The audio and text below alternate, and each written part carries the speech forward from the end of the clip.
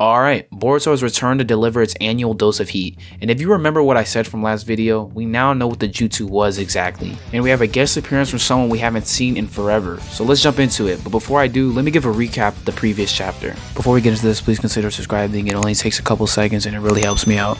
So in this chapter, it was a direct continuation of the previous chapter, jumping straight into battle. The manga shows Boruto constantly threatening Code and giving us insights on how powerful the Ten Tails might be, and even hinting at previous altercations during the time skip.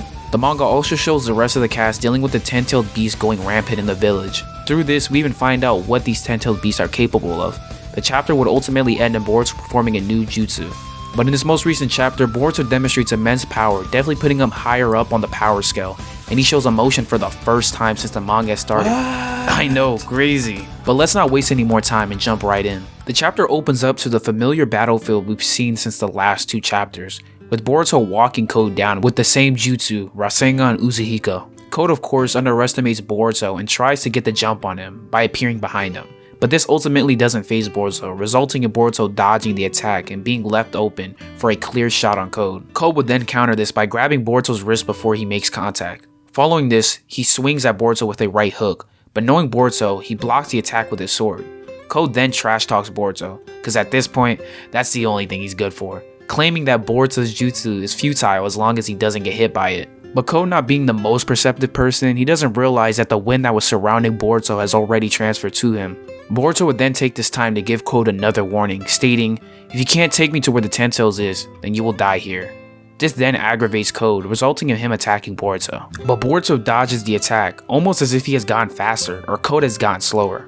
Code then lets off a multitude of attacks, with Boruto dodging all of them. But Boruto doesn't waste any more time, appearing in front of Code. This gives him the chance to make contact with Code. Boruto states, "Rasengan Uzuhiko," sending Code flying like any Rasengan would. But Code got up shortly after, as if he recovered a little too easy from the attack. The manga would then pan to Ada and Daemon sitting, where Ada is disappointed as she didn't expect Boruto's jutsu to be so simple. But with Daemon, he has always been really perceptive. He states, "The shaking of the ground. Is this it, Boruto?" "Nah. Rather than the ground, it's the planet. This is a move using the planet's rotation." The manga then cuts back to Code and Boruto, with Boruto saying, "I'm surprised you can stand," but suddenly we get a glimpse of Code's vision, where it's in a constant spiral. This results in Code falling over. After this, we learn that the Rasengan that Boruto used was a Rasengan that absorbed the rotation of the planet, and the power coursing through Code will never dissipate as long as the earth is spinning. Boruto would then walk up to Code and say, "Either you wait for death in silence or hand over the Ten Tails. Even if you're a fool, think carefully about it and decide." Boruto is then cut off when he senses something, with that something being Kawaki. The others soon follow behind Kawaki. Himawari then yells, "Boruto."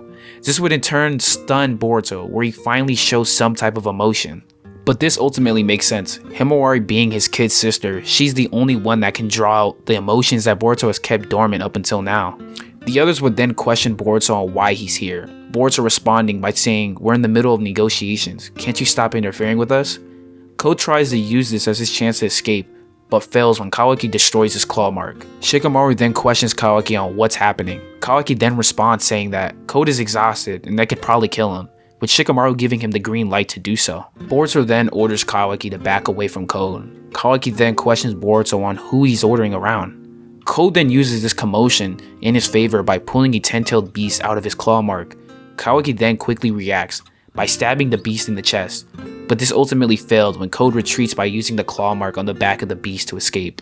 Kawaki then orders everyone to retreat and go clear out the rest of the ten-tailed beasts in the village, stating that he has his business with Boruto. The manga then cuts to Sarada inspecting the tree that sprouted from the shinobi, stating that he isn't dead. Through this, we learn that the ten-tailed beast turned the shinobi into a god tree, but it bit the wrong target, resulting in it failing.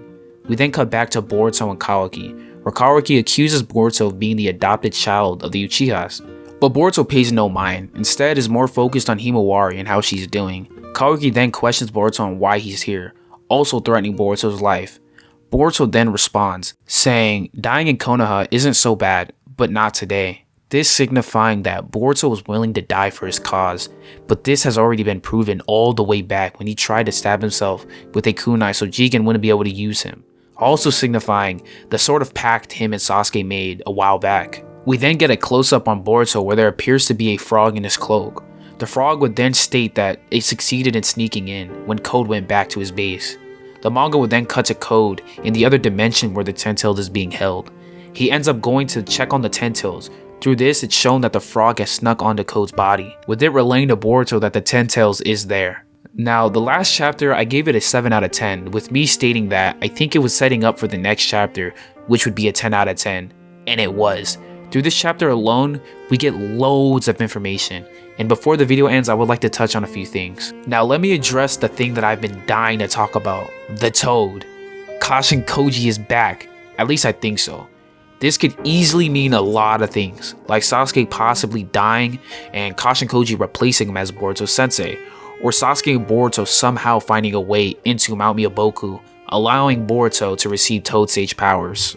Or instead of Sasuke and Boruto finding a way in, Kashin Koji could have just took Boruto there. This could also be where they've been hiding out at.